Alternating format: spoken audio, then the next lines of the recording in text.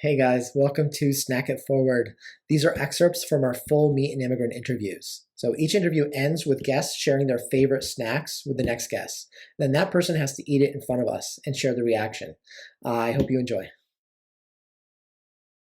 Like the last person I interviewed, I asked them to suggest a snack, their favorite snack growing up, that we would share with the next guest. And so you have you received it? Can you show Oh us? yeah, absolutely. So this was Yvonne suggested. She grew up, her father's side of the family was from Sicily, and every time they would come over, they would bring, suitcase full of the Ferrero Rocher chocolates. And Oh, she that's loved so awesome. yeah, that was at a time where now we kind of take it for granted. It's everywhere. But growing up, that was her access to those chocolates. And it was a really special thing for her. So she shared that.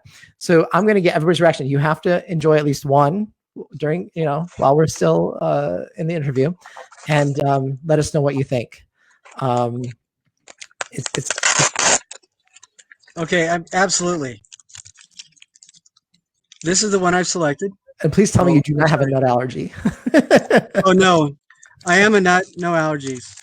You're not no allergies. Okay, good. Me too.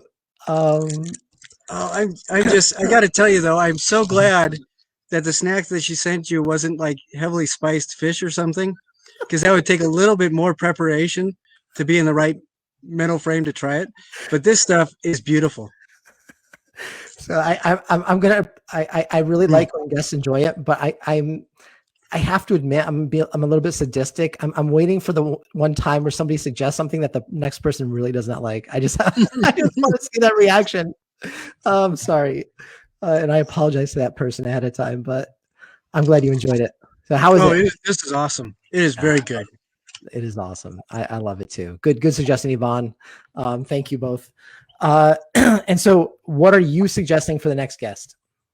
Well, I grew up in Southeast Washington. Mm-hmm. And most people know of Washington with evergreens and apples.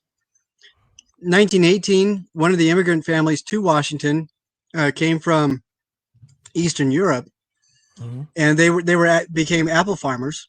But there was a lot of the deadfalls, the apples that fall off the trees, and they can be processed for food, but they can't be sold as apples. And they combined the Eastern European take on Turkish delight, which is it's Persian delight. It's one of the most glorious excuses for jellifying sugar ever. And you would take the deadfalls and process them and make what they call lokum, which is essentially Washington or Eastern European immigrant Turkish delight. And the company now is called Liberty Orchards. They make a vast array of all sorts of different flavors.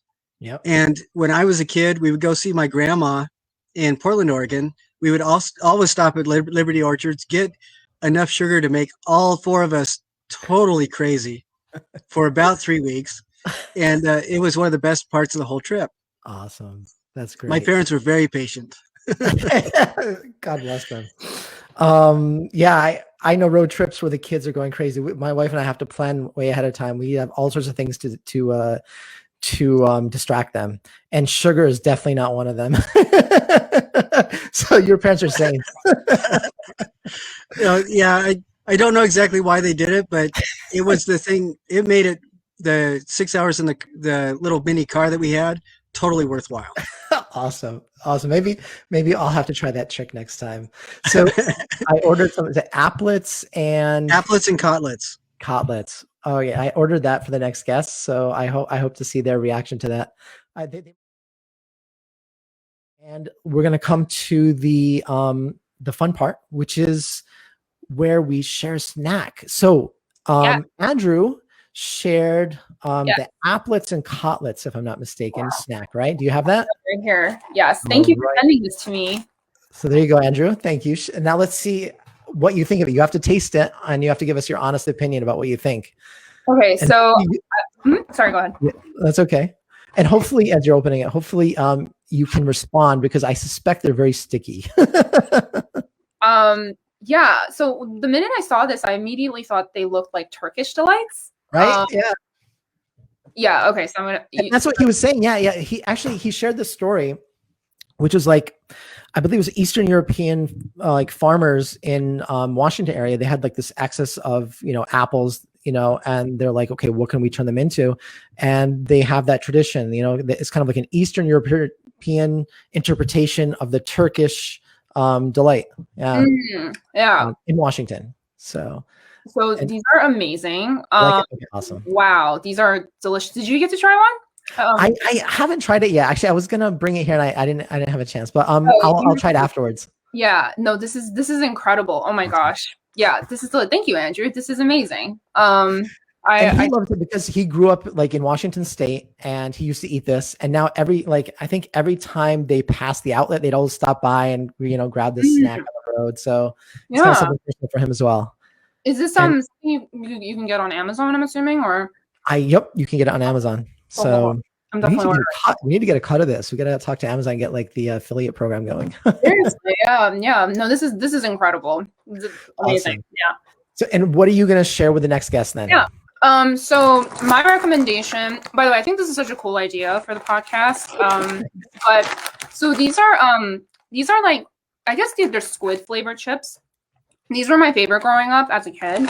If you go to like an H Mart or a Korean grocery store, there's usually like a snack aisle with just tons of different chip bags. A lot of them are seafood flavored, but this happens to be my personal favorite. Yeah, they're awesome. I hope the next person you send this to doesn't dislike seafood, but I know it's hit or miss. This one I can't guarantee because my wife also introduced me to the shrimp crackers and all that kind of stuff. Yeah, and I'm an inland guy, unfortunately. So seafood. Yeah, so we'll see. Yeah, we'll see. I mean, I just be open-minded, but yeah, my kids love it. My kids will eat like seaweed, all these like shrimp crackers, seafood flavored things. They love it. So I hope the next one likes it. No, and that was very generous of you sharing something personal. Thank you very much.